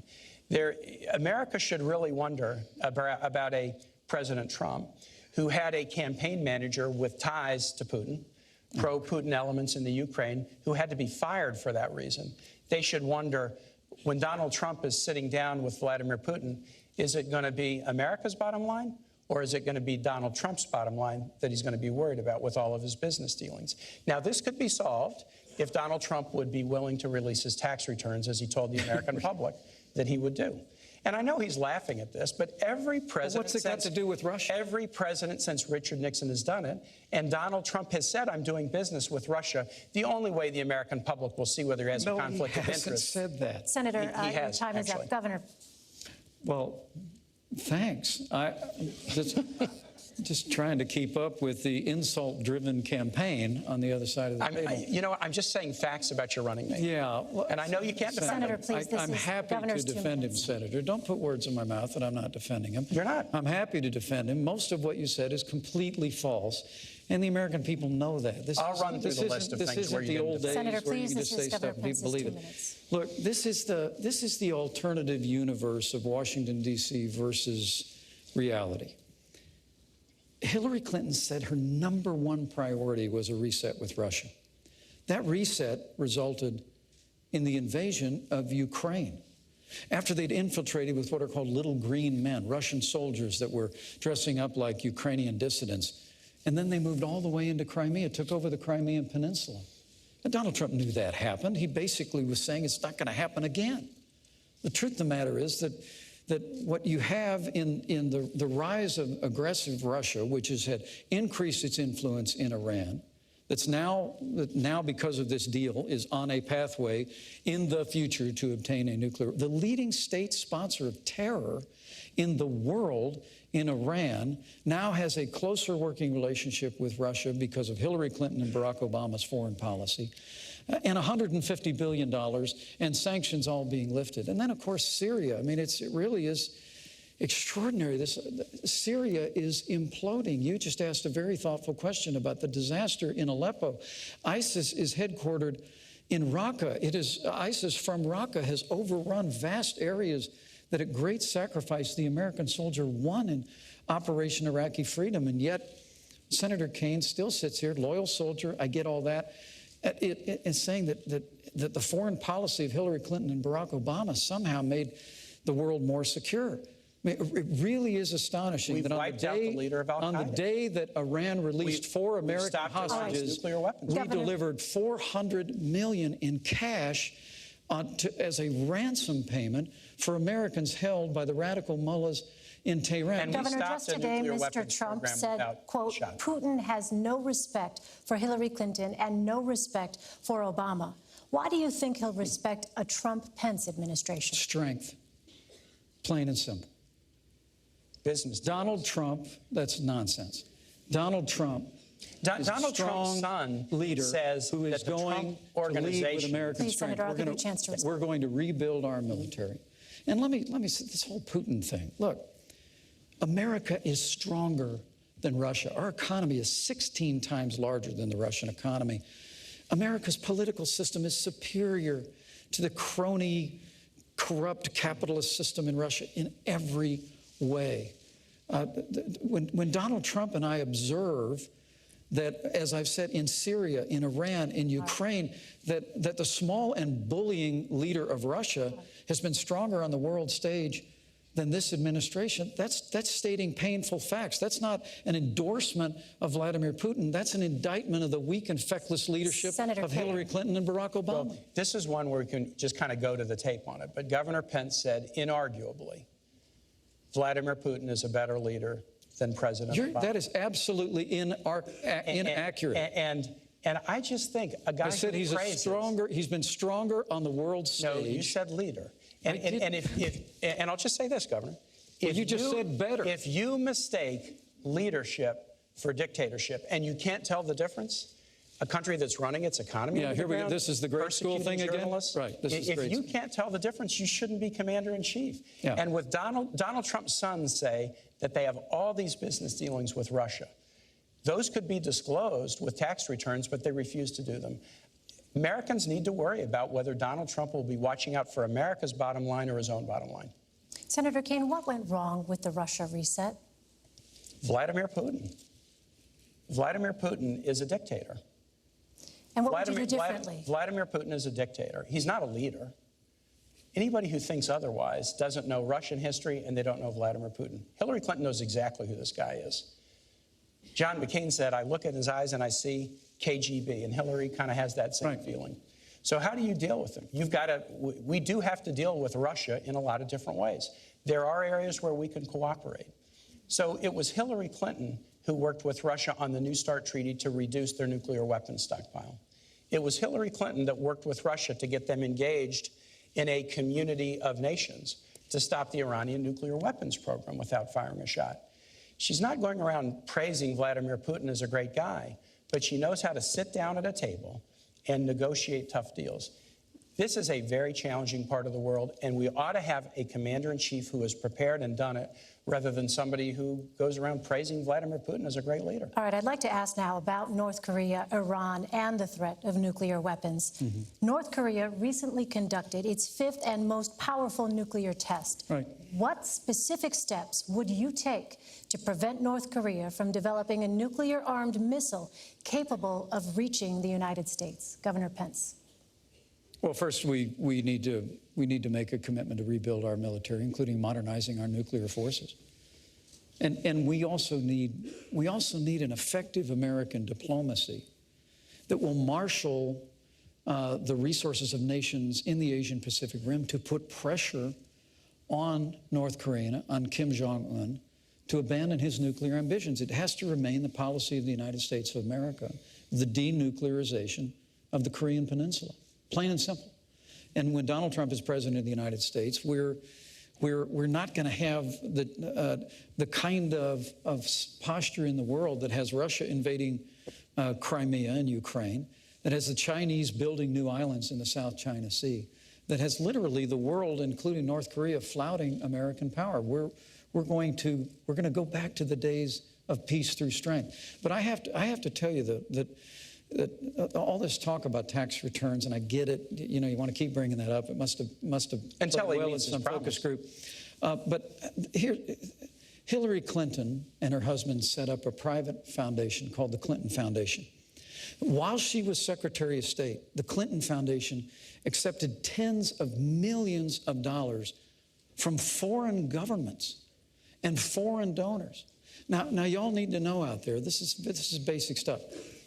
Foreign donors and certainly foreign governments cannot participate in the American political process. They cannot make financial contributions. But the Clintons figured out a way to create a foundation where foreign governments and foreign donors could donate millions of dollars. And then we found, thanks to the good work of the Associated Press, that more than half of her private meetings when she was Secretary of State were given to major donors of the Clinton Foundation. When you talk about all these baseless rumors about Russia and the rest, Hillary Clinton, you asked the trustworthy question at the very beginning. The reason the American people don't trust Hillary Clinton is because they are looking at the pay-to-play politics that she operated with the Clinton Foundation through a private server while she's Secretary of State. And they're saying enough is enough. Senator Kaine. I'm going to talk about the foundation, then I'll talk about North Korea. So, on the foundation, I am glad to talk about the foundation. The Clinton Foundation is one of the highest-rated charities in the world. It provides AIDS drugs to about 11.5 million people. It helps Americans deal with opioid overdoses. It gets higher rankings for its charity than the American Red Cross does. The Clinton Foundation does an awful lot of good work. Hillary Clinton, as Secretary of State, took no action to benefit the foundation. The State Department did an investigation, and they concluded that everything Hillary Clinton did as Secretary of State was completely in the interests of the United States. So the foundation does good work, and Hillary Clinton, as Secretary of State, acted in the interest of the United States. But let's compare this now with the Trump Organization and the Trump Foundation. The Trump Organization is an octopus-like organization with tentacles all over the world, whose conflict of interest could only be known if Donald Trump would release his tax returns. He's refused to do it. His sons have said that the organization has a lot of business dealings in Russia. And remember, the Trump Organization is not a nonprofit. It's putting money into Donald Trump's pockets and into the pockets of his children, whereas the Clinton Foundation is a nonprofit, and no Clinton family member draws any salary. The Trump Foundation is a nonprofit. In addition, Donald Trump has a foundation. The foundation was just fined for illegally contributing foundation dollars to a political campaign of a Florida Attorney General. They made an illegal contribution, and then they tried to hide it by disguising it as somebody else. And the person they donated to was somebody whose office was charged with investigating Trump University. This is the difference between a foundation that does good work and a Secretary of State who acted in accord with American interests, and somebody who is conflicted in doing work around the world and won't share with the American public what he's doing and what those conflicts are. Governor, I will give you 30 seconds to respond because I know you want to. But again, I would remind you both this was about North Korea. Well, thank you. Thank you. The Trump Foundation is a private family foundation. They give virtually every cent in the Trump Foundation to charitable causes. Political less than 10 cents on the dollar in the Clinton Foundation has gone to charitable causes. $20,000 portrait of Donald Trump? Less than 10 cents on the dollar, the Clinton Foundation has gone to charitable causes. 90%. It has been a platform for the Clintons to travel the world, to have staff. But honestly, Senator, we would know a lot more about it if Hillary Clinton would just turn over the 33,000 emails that she refused to turn over Senator that were Kaine, in her private server. We'd have a much better picture of what the Clinton Foundation was doing. Senator Kaine, if you had intelligence that North Korea was about to launch a missile, a nuclear-armed missile capable of reaching the United States, would you take preemptive action? Look, a president should take action to defend the United States against imminent threat. You have to. The president has to do that. Now, exactly what action, you would have to determine what your intelligence was, how certain you were of that intelligence, but you would have to take action. You asked the question about how do we deal with North Korea. I'm on the Foreign Relations Committee. We just did an extensive sanctions package against North Korea. And interestingly enough, Elaine, the UN followed and did virtually the same package. Often China will use their veto in the Security Council to veto a package like that. They're starting to get worried about North Korea, too. Yeah. So they actually supported the sanctions package, even though many of the sanctions are against Chinese firms, Chinese financial institutions. So we're working together with China, and we need to. China is another one of those relationships where it's competitive, it's also challenging, and in times like North Korea, we have to be able to cooperate. Hillary understands that very well. She went once famously to China and stood up at a human rights meeting and looked him in the eye and said, women's rights are human rights. They didn't want her to say that, but she did. But she's also worked on a lot of diplomatic and important diplomatic deals with China, and that's what it's going to take. The thing I would worry a little bit about is Donald Trump owes about $650 million to banks, including the Bank of China. I'm not sure he could stand up so tough to the people who have loaned him money. All right, I'd like to turn to our next segment now. And in this, I'd like to focus on social issues. You have both been open about the role that faith has played in your lives. Can you discuss in detail a time when you struggled to balance your personal faith and a public policy position? Senator Kaine. Yeah, that's an easy one for me, Elaine. It's an easy one. I'm really fortunate. I grew up in a wonderful household with great Irish Catholic parents. My mom and dad are sitting right here. I was educated by Jesuits at Rockhurst High School in Kansas City, my 40th reunions in 10 days. And I worked with Jesuit missionaries in Honduras now nearly 35 years ago, and they were the heroes of my life. I try to practice my religion in a very devout way and follow the teachings of my church in my own personal life. But I don't believe in this nation, a First Amendment nation, where we don't raise any religion over the other, and we allow people to worship as they please, that the doctrines of any one religion should be mandated for everyone. For me, the hardest struggle in my faith life was the Catholic Church is against the death penalty, and so am I. But I was governor of a state, and the state law said that there was a death penalty for crimes if the jury determined them to be heinous. And so I had to grapple with that. When I was running for governor, I was attacked pretty strongly because of my position on the death penalty. But I looked the voters of Virginia in the eye and said, look, this is my religion. I'm not going to change my religious practice to get one vote, but I know how to take an oath and uphold the law. And if you elect me, I will uphold the law. And I was elected, and I did. It was very, very difficult to allow executions to go forward, but in circumstances where I didn't feel like there was a case for clemency, I told Virginia voters I would uphold the law, and I did. That was a real struggle, but I think it is really, really important that those of us who have deep faith lives don't feel like we could just substitute our own views for everybody else in society, regardless of their views. Governor Pence. Well, it's a wonderful question, and my Christian faith is at the very heart of who I am. I was also raised in a wonderful family of faith. It was church on Sunday morning and grace before dinner, but my Christian faith became real for me when I made a personal decision for Christ when I was a freshman in college.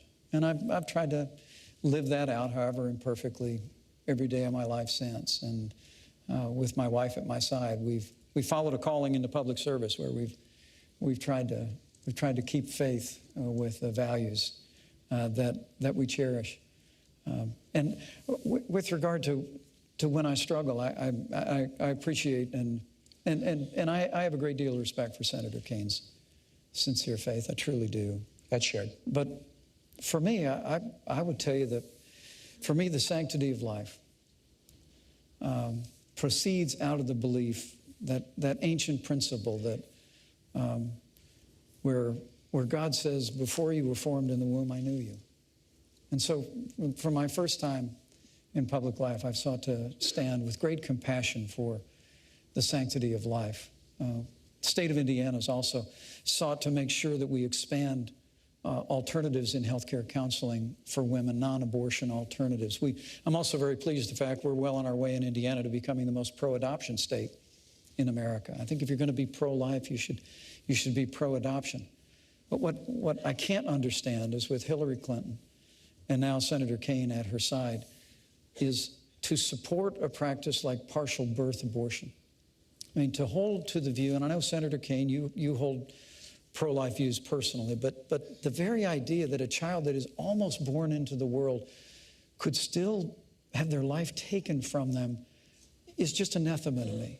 And I can't conscience about a party that supports that, or that I know you've historically opposed taxpayer funding of abortion, but Hillary Clinton wants to repeal the long-standing provision in the law where we said we wouldn't use taxpayer dollars to fund abortion. So for me, my faith informs my life. I try and spend a little time on my knees every day, but it all for me begins with cherishing the dignity, the worth, the value of every human life. Elaine, this is a fundamental question, a fundamental question.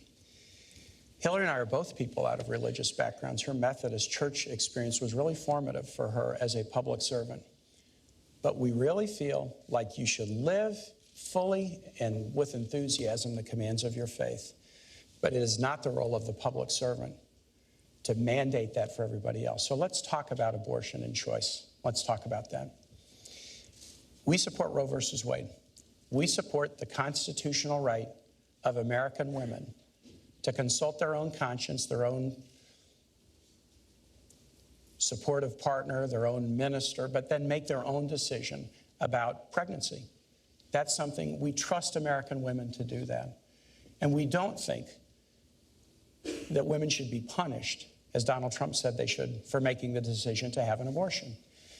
Governor Pence wants to repeal Roe versus Wade. He said he wants to put it on the ash heap of history. And we have some young people in the audience who weren't even born when Roe was decided. This is pretty important.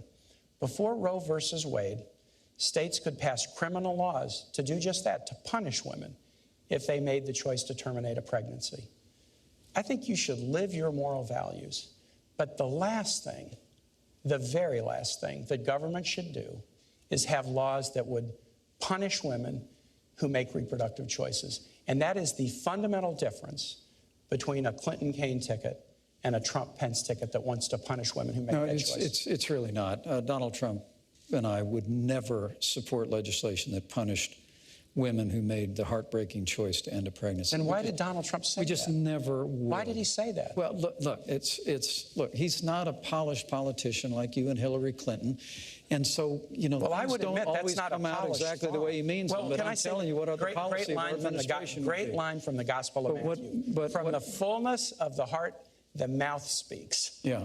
When Donald Trump says women should be punished, or Mexicans are rapists and criminals, I'm telling or John McCain's not a hero, he is showing you who he is. Senator, you whipped out that Mexican thing again. Look. Can you defend it? There are criminal aliens in this country, Tim, who have come into this country illegally, who are perpetrating violence and taking American lives. You want to use a big tar brush against Mexicans? He also said, and many of them are good people. You keep leaving that out of your quote. And if you want me to go there, I'll go there. But there is a choice here, and it is a choice on life. I couldn't be more proud to be standing with Donald Trump, who's standing for the right to life. It's a principle that Senator Kaine, and I'm very gentle about this because I really do respect you, it's a principle that you embrace, and I've appreciated the fact that you've supported the Hyde Amendment, which bans the use of taxpayer funding for abortion in the past, but that's not Hillary Clinton's view. People need to understand we can come together as a nation. We can create a culture of life. More and more young people today are embracing life because we know we're better for it. We can, like Mother Teresa said at that famous National Prayer Breakfast. This is important. Let's welcome the children into our world. There are so many families around the country who can't have children. We could improve adoption so that families that can't have children can adopt more readily those children. Why don't you trust women to make this choice for themselves? We can encourage people to support life. Of course we can, but why don't you trust women? Why doesn't Donald Trump trust women to make this choice for themselves? That's what we ought to be doing in public life, living our lives of faith or motivation with enthusiasm and excitement, convincing each other, dialoguing with each other about important moral issues of the day. But on fundamental issues of morality, we should let women make their own decisions. A society can be judged by how it deals with its most vulnerable, the aged, the infirm, the disabled, and the unborn. I believe it with all my heart, and I couldn't be more proud to be standing with a pro-life candidate in Donald Trump. I do have one final question for you both tonight. It has been a divisive campaign. Senator Kaine, if your ticket wins, what specifically are you going to do to unify the country and reassure the people who voted against you? That's a really important one. That may be the $64,000 question, because it has been a divisive campaign. And again, Hillary's running a campaign about stronger together. And Donald Trump, and this is not directed at this man, except to the extent that he can't defend Donald Trump. Donald Trump has run a campaign that's been about one insult after the next. But we do have to bring the country together. So here's what we'll do. Hillary Clinton was First Lady, then Senator for 8 years and Secretary of State. And I serve in the Senate. And I'm really amazed, Elaine, as I talk to Republican senators, how well they regard and respect Hillary Clinton. She was on the Armed Services Committee. She was on other committees. She worked across the aisle when she was First Lady to get the CHIP program passed so that 8 million low-income kids have health insurance in this country, including 150,000 in Indiana. She worked across the aisle after 9/11 to get health benefits for the first responders who bravely went into the towers and into the Pentagon. She worked to get benefits for TRICARE benefits for National Guard members, including Hoosiers and Virginians in the National Guard. She has a track record of working across the aisle to make things happen. And you know, Elaine, I have the same track record. I was a governor of Virginia with 2 Republican houses.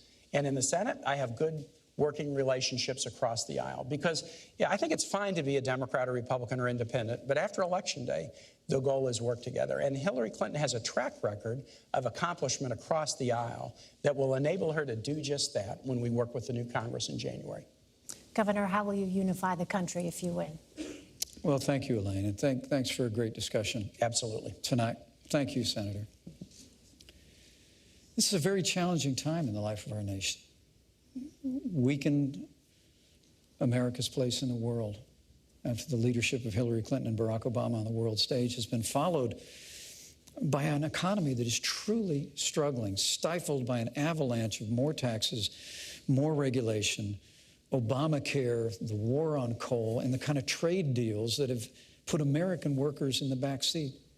And I think the best way that we can bring people together is through change in Washington, D.C.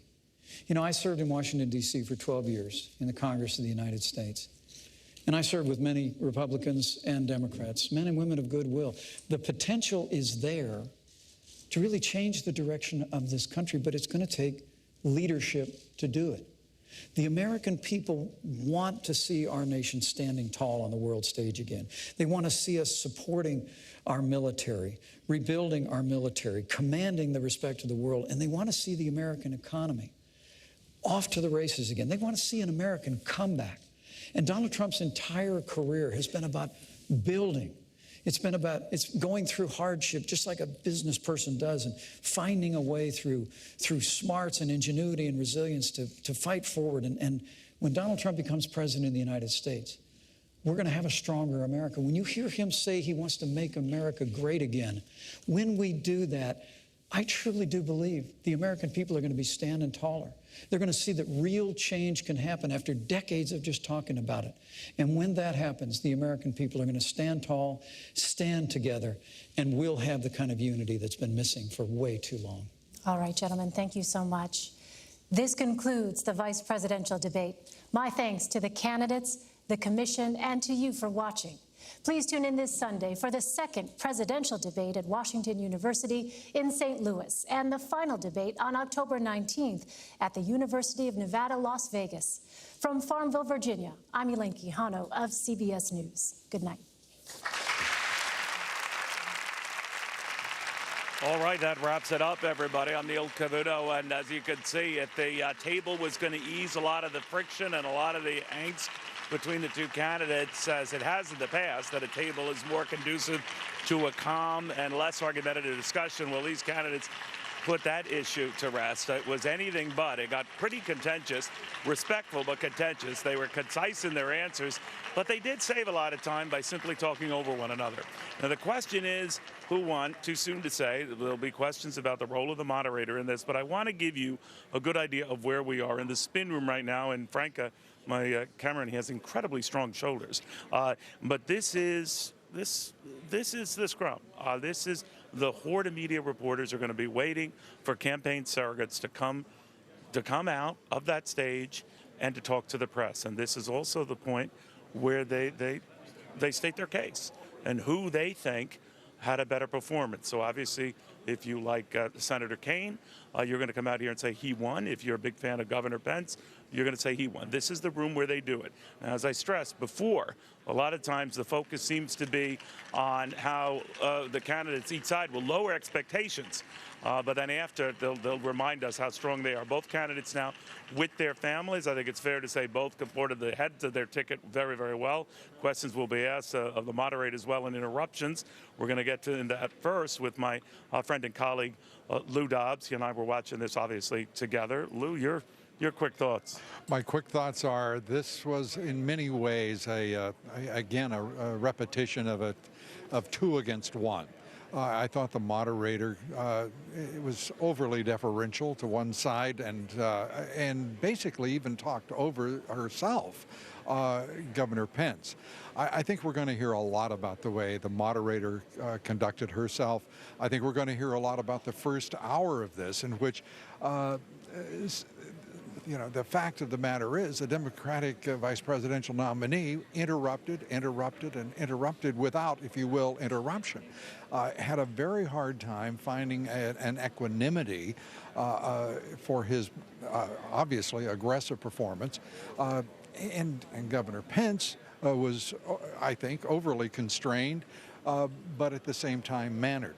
I believe at the end, Senator Kaine had without question, a better 15 minutes closing than Governor Pence.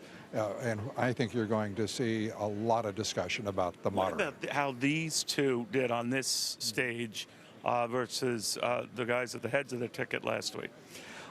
I think, frankly, they acquitted themselves as combatants not particularly well. I would have liked to have seen more substance and more follow-up from the moderator. Again, not to put this on Elaine Quijano because she's a terrific person, right.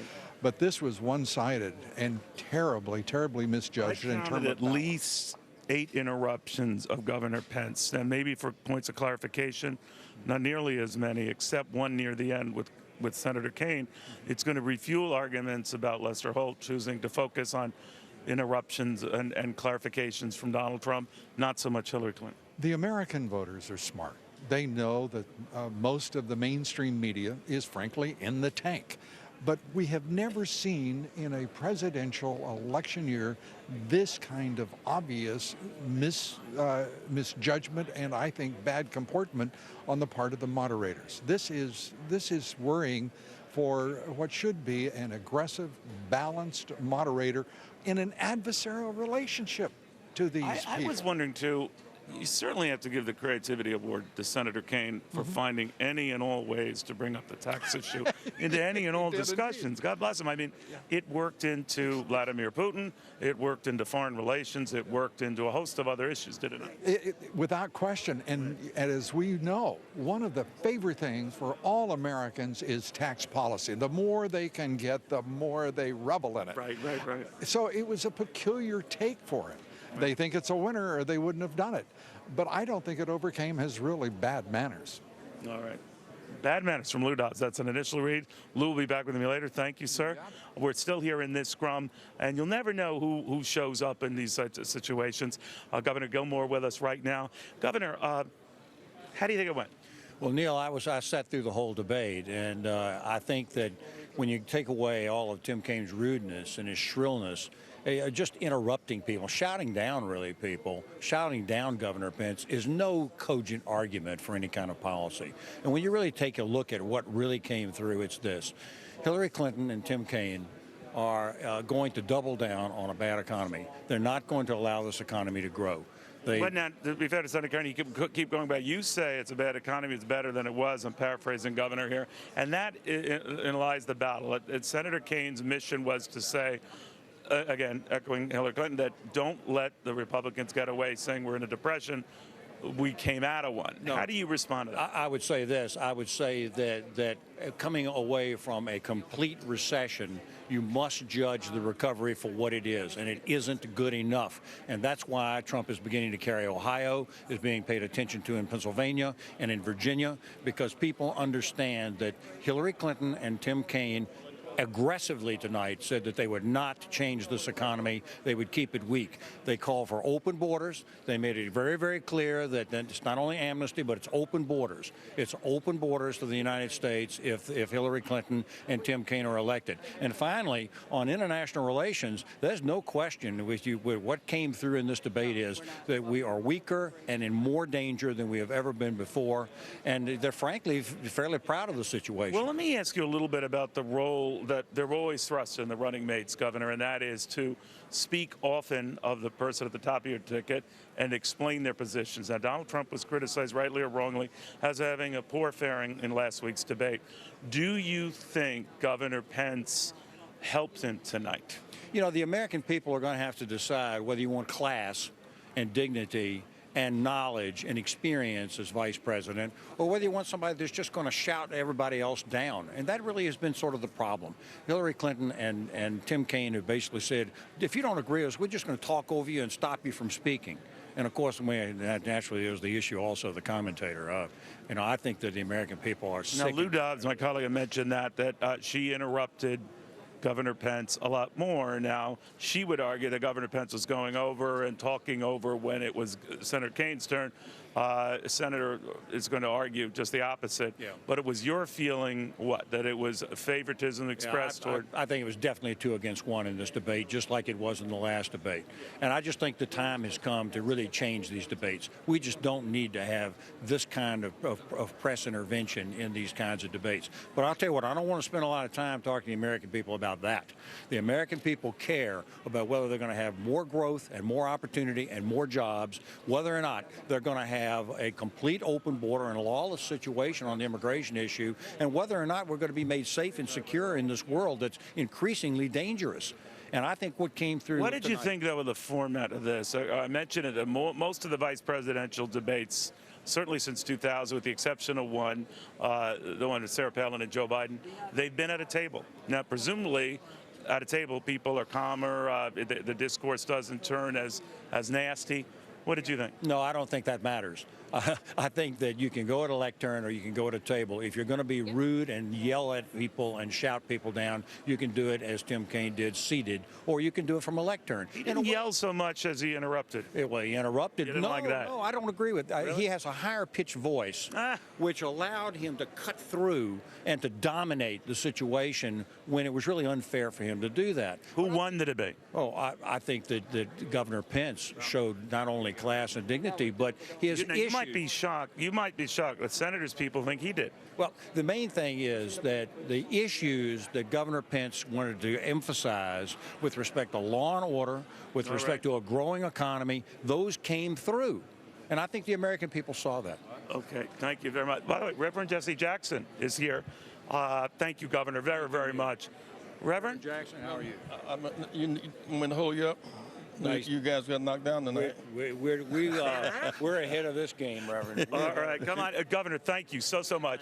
Reverend Jesse Jackson, all right. So I guess you agree it was a big victory for Governor Pence, huh? Well, Governor Kaine was more prepared. And there were times that the Pence seemed utterly defenseless. Secondly, he would not defend his president on the insults launched against Mexicans or against African Americans, the birther. He chose, even the tax issue, he chose to avoid defending his president. You're saying Governor Pence did? He avoided defending. Well, why would he defend this president on those issues? Governor Pence wouldn't do that. Because he was charged with those issues by his in the debate. Governor Pence wouldn't do anything to defend this president, right? Certainly Senator Kaine. Why won't you pay his taxes? Were you surprised how many times that came up? I was not, because it's been very topical this week, and of course, taxes pay the bills of public servants. Okay. And one did not see, and the range of insults from Mexicans to Muslims to the president himself, with no contrition, no sense of apology. Well, the other side said deplorables too, right? So it's equal opportunity offender, right? No. Oh, all right. All right. Well, there you go. There you go. That sums that up. All right. More view of what's going on here. This is the scrum. They're all coming in. They're all going to make their pitch for how their respective candidate. It is very, very crowded here now, much more crowded than it was. And you are seeing batches of groups representing each side and their interpretation of who won. Way too soon to tell, but it is fair to say that this debate was more to the point and pointed than that presidential one. We will have more from Virginia right after this.